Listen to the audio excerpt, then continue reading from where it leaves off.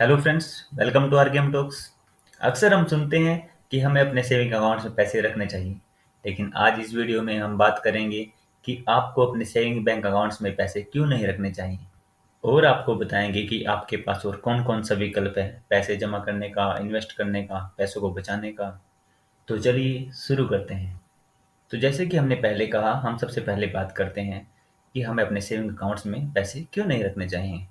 दोस्तों, जैसा कि हम जानते हैं, हम अपनी कमाई में से थोड़े-थोड़े पैसे बचाकर बड़ी मुश्किल से थोड़ी-थोड़ी सेविंग्स को जमा करते हैं, और हम हमेशा चाहते हैं कि उसका हमें अच्छा रिटर्न मिले, वो पैसे जल्दी से जल्दी ज़्यादा हो जाएँ। तो इस तरह अपनी कमाई में से हमें अपनी की गई छोटी-छोटी सेविंग्स को बहुत ध्यान से किसी अकाउंट्स में जमा करना पड़ता है। इसलिए हमें पता होना चाहिए कि हम उन्हें कहाँ जमा कर रहे हैं, कहाँ सेव कर रहे हैं, ताकि हमें उसका अच्छा रिटर्न मिल भी रहा है या नहीं। मैं आप लोगों को बता देता हूँ कि आज सेविंग बैंक अकाउंट्स में इंटरेस्ट रेट बहुत ही कम चल रहा है, जो ना के बराबर है। जैसा कि हम जानते हैं, आजकल सेविंग अकाउंट्स में इंटरेस्ट रेट 2.70% चल रहा है, और इतने इंटरेस्ट रेट पर पैसे रखना का कोई मतलब नहीं बनता।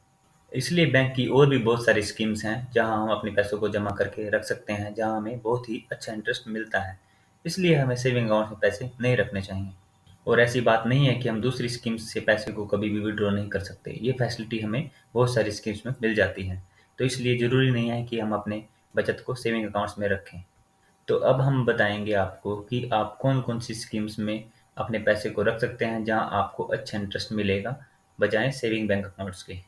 तो सबसे पहले नंबर पे आता है फिक्स्ड डिपॉजिट यानी कि एफडी, जो कि बहुत ही सेफ मेथड है अपनी डिपॉजिट्स को सेफ रखने का। और अगर आजकल की बात की जाए तो इसमें हमें लगभग 5.5% तक इंटरेस्ट मिल रहा है, जो कि सेविंग बैंक अकाउंट से लगभग डबल है।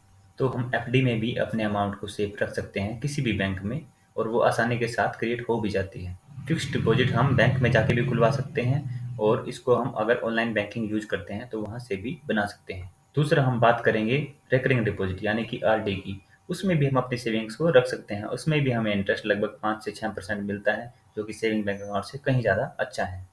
फिक्स्ड डिपॉजिट में हम एक बार सिंगल अमाउंट से ही खोलते हैं, जबकि आरडी में हम मंथली, क्वार्टरली, हाफ ईयरली या फिर ईयरली ऐसे करके अपनी इंस्टॉलमेंट में पैसों को सेव कर सकते हैं।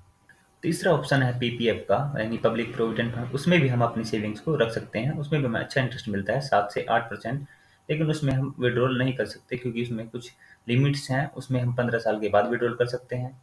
पीपीएफ के बारे में ज़्यादा जानकारी के लिए आप हमारे चैनल पे अपलोड की गई पीपीएफ की पूरी वीडियो देख सकते हैं। चौथे नंबर पर है एनपीएस। आप एनपीएस का अकाउंट खुलवा के उसमें भी अपनी सेविंग्स को रख सकते हैं, जिसमें आपको बहुत ही अच्छे रिटर्न मिलते हैं। एनपीएस में भी आप कभी भी विड्रॉल नहीं कर सकते। वो टायर 1 और टायर 2 के कुछ क्राइटेरियाज हैं, उनके अकॉर्डिंग ही हम विड्रॉल कर सकते हैं। इसके लिए भी आप हमारी वीडियो देख सकते हैं हमारे चैनल पर। और अंत में 5वें नंबर पर हम बात करेंगे म्यूचुअल फंड्स के बारे में, जो आजकल बहुत ही पॉपुलर है। म्यूचुअल फंड्स में भी हम अपने पैसों को डाल सकते हैं। उसमें थोड़ा बहुत रिस्क है, लेकिन अगर आप लॉन्ग टर्म के लिए अपनी सेविंग्स को रखना चाहते हैं, कुछ भी 3 साल, 4 साल, 5 साल, 10 साल के लिए, तो आपको बहुत ही अच्छे इंटरेस्ट मिलेंगे। जैसे कि 10 से 12% तक भी आपको मिल सकता है। तो म्यूचुअल फंड बहुत ही अच्छा ऑप्शन है। तो मैं पर्सनली आपको रिकमेंड करूँगा कि अगर आपके पास 2 से 3 साल, 5 साल या 10 साल के लिए इतना टाइम है पैसों को रखने के लिए, तो आप म्यूचुअल फंड की तरफ जाएँ, वो आपको बहुत ही अच्छे रिटर्न देगा।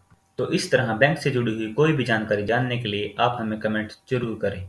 Thanks for watching.